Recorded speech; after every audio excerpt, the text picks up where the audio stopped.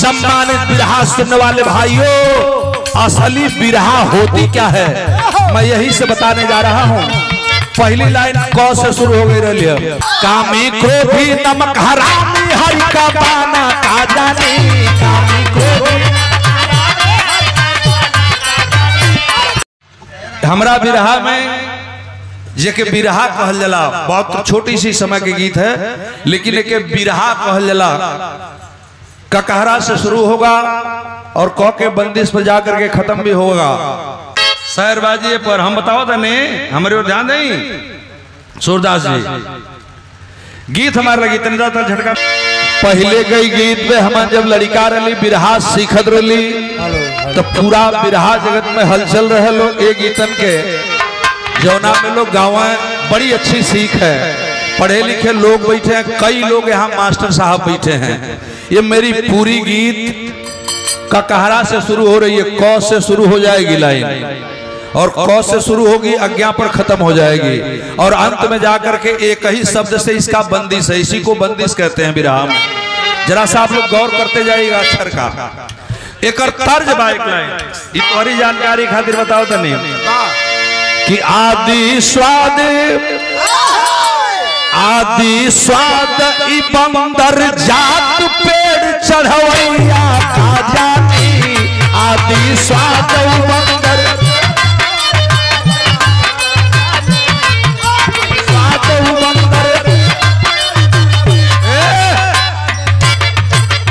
काट के हमारे ही जनपद के रहने वाले राजभर गुल का शेर बालेश्वर राजभर जो विदेश में जाकर के बिरहा गए, उनको आवाज ना रहल लेकिन रे रे रे वाला जो स्वर रहल माननीय साहब महामंत्री साहब अध्यक्ष जी बबलू भैया।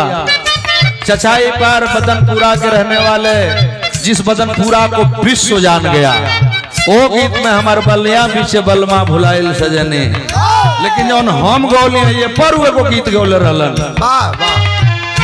दुश्मन मिले सवेरे, दुश्मन मिले सवेरे मगर मतलबी यार ना मिले, दुश्मन सवेरे मगर मतलबी यार ना मिले,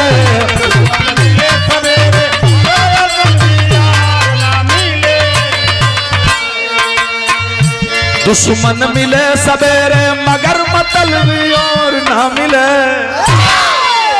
तब भैया दुश्मन मिले सवेरे मगर मतलबी यार ना मिले। लेकिन और आगे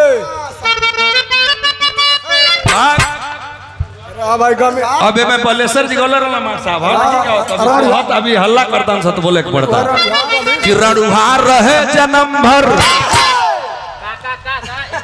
अब हम कहब नहीं चलो आपको खड़ा तू तोर बियाह हो गई तू रणुहा ना हो बाबू।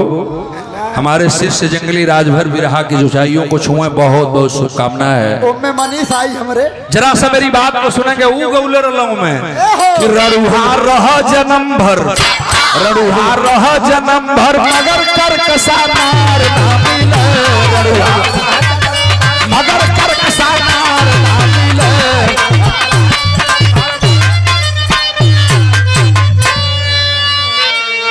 अब वो गीत के हम आगे नहीं बढ़ावल चाहत, ढेर हो जाई तनिसा हमार गीत सुना जाने के हम बतावल चाहत रही। बिरहा का एक छाप बा और क्या छाप है जरा सा गौर करेंगे। बंदिश ककहरा से शुरू हुई, क लग गई कामी क्रोधी साहब।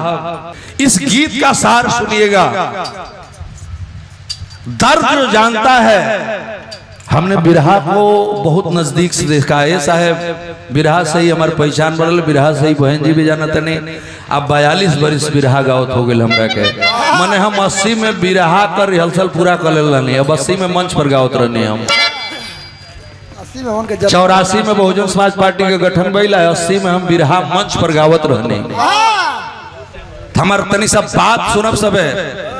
बिरहा का उठान हो गई से कि कामी क्रोधी शब्द सुनिए जा खाली कि कामी क्रोधी नमक हरामी हरि का बाना का जानी, कामी क्रोधी हरामी हरि का बाना का जानी, कामी क्रोधी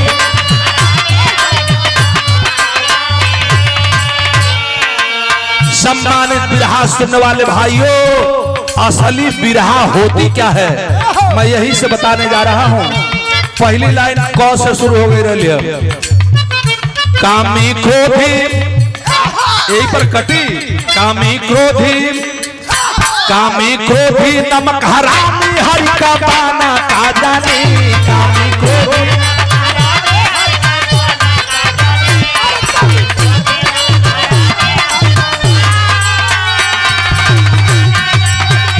हरि का बाना का जानी, कामी क्रोधी नमक हरामी हरि का बाना का जानी।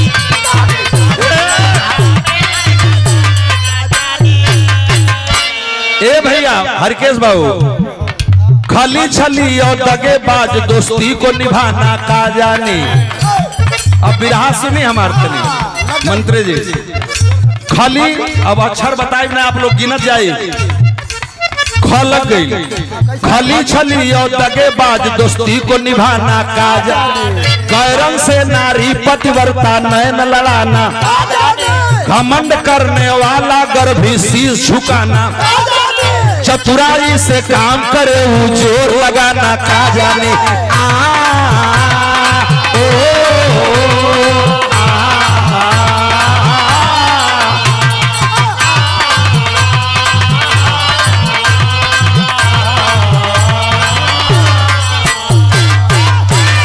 सादर सम्मान आए हैं मेरे बाबूजी, सम्मानित हमारे बड़े भैया हरिकेश मास्टर साहब, प्यारे मित्र हैं हमारे, सुख सुख के भाई हैं। सम्मान किया हमारा नमो बुद्धाय जय भीम।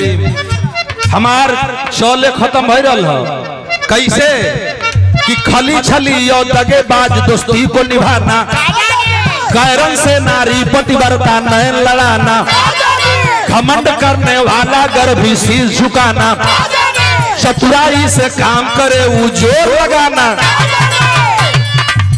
छक्का नस्ल असल में पक्का, छक्का नस्ल असल में पक्का, जंगी रण बक्का, झंडा तिरंगा के खातिर वीर दीवाना का जानी, झंडा तिरंगा के खातिर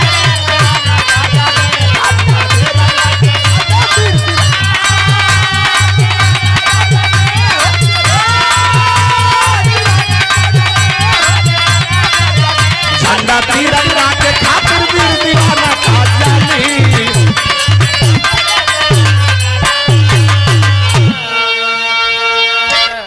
बलीराम माट साहब आप टीचर रहे हैं, हमार कहाँ ले बिरहा खत्म भइल, झ से झंडा हो पर हम रलिया। अब आगे बढ़ी, ये सम्मान अरे हो गई तो के बिरहा पैसा हमके देवे के चाहे।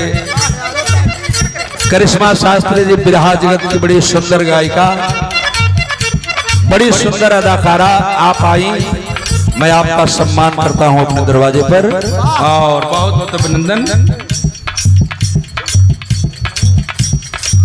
माननीय हमारे नेता और नाम नहीं लूंगा, उस शख्सियत का आशीर्वाद आपको प्राप्त है जो आने वाले दिन में सेहरा बदलने से कोई रोक नहीं पाएगा अगर मौका मिला तो। मैं बता रहा था मेरा बिरहा कहाँ जा रहा है, आप लोगों को दिमाग से न उतरे, मेरी अक्षर याद करिए रहिएगा आप लोग। तब कौन आ गई,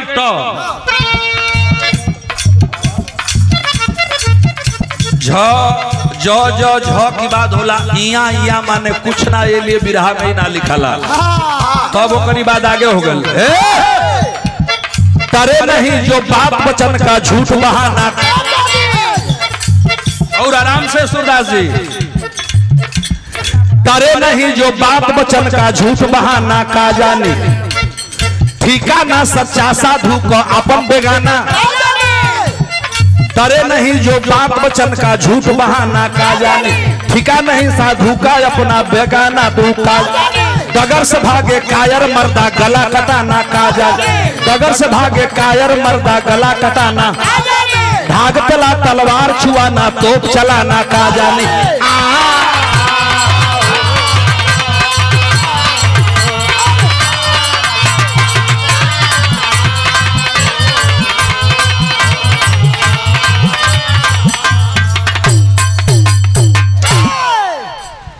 बलीराम मास्टर साहब के भाई हमारे ले नहीं जो बाप बचन से झूठ बहाना काज ठीका ना सच्चा साधु अपन बेगाना डगर से भागे कायर मर्दा गता कटाना भागते वा तलवार छुआना तो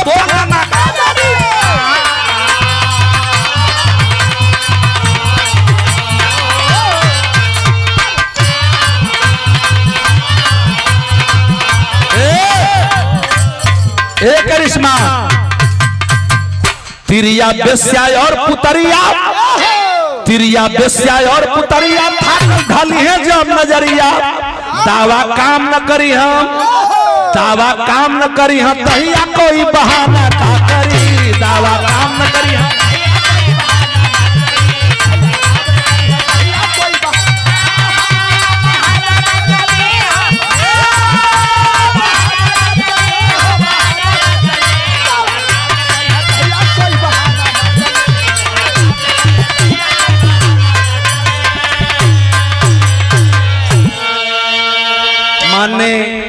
ध पर आ जा बाबू झटका में ना बाबू धीरे धीरे मां सूरदास जी आ कट जा टप दे धीर धरे ना मन में जिसके धैर्य धराना धीर नहीं है मन में जिसके धैर्य धराना नैन लड़े फिर चैन नहीं वह बात बनाना पागल प्रेमी कहे बरफ पागल प्रेमी और पतिव्रता हर बहाना का फूल फूले पर पास नहीं मूर्त पर चढ़ाना का जानी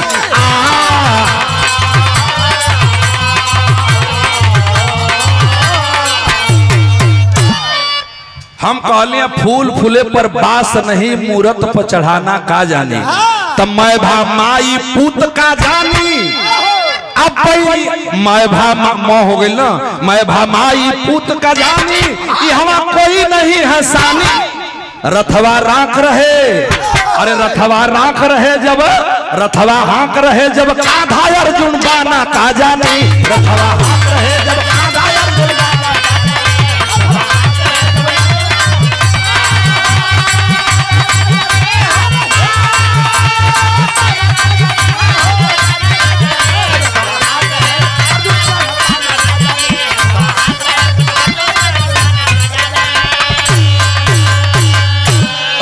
खत्म हो गई ले शंकर लाल गर्भ में माई ढोव पिता फसाना का जाने एक अर्थ मान्य मंत्री जी समझ लें लाल गर्भ में माई ढोवे पिता फसाना का जाने वो माई न जानत बे जौन हमके पैदा कैले बे 9 महीना गर्भ में ढोलस आज जब हम पैदा भइली तो हम जब पेशाब कर दें बिछौना पर तब भीजल लेवा हमार माई अपना और कॉलेज आ सुखलका और हमके सुतावे तो वो हमरा के जन्मौले के हमरे के पल्ले के हमके चलौले पढ़ौले के ई दर्द हमार माई जानत बे और ये लिए कवि जी का लाइन कितना सुंदर बतनी साथू का शंकर लाल गर्भ में माई ढो पिता फसाना काज वादा करके मुकर गया हुआ बयाना वादा करके मुकर गया हुआ वक्त बयाना शायर पिंगल पढ़ा नहीं वह जोर लगाना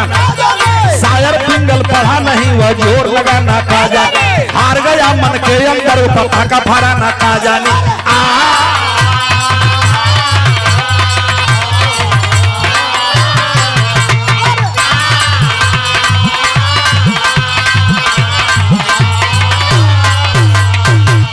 हमारे ढोलक वादक छोटे भाई बाबू हरिंदर कुमार की तरफ से सम्मान आए हैं अक्षर के हिसाब से गीत हमारे खत्म होके जाते हुए हम गौले रही है जवन लाइन कि लाल गर्भ में माई ढो पिता फसाना वादा करके मुकर गया हुआ उपयाना शायर पिंगल पढ़ा नहीं वह पेट बलाना और हार गया जो मन के अंदर झंडा उड़ाना का जाने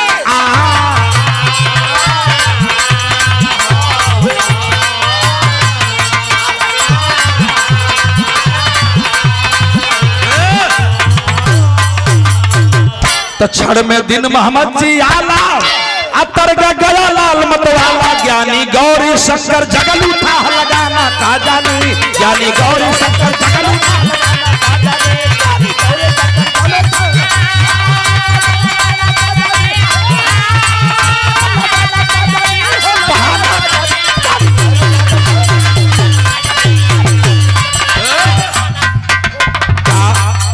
कामी क्रोधी नमक हरामी हरि का बाना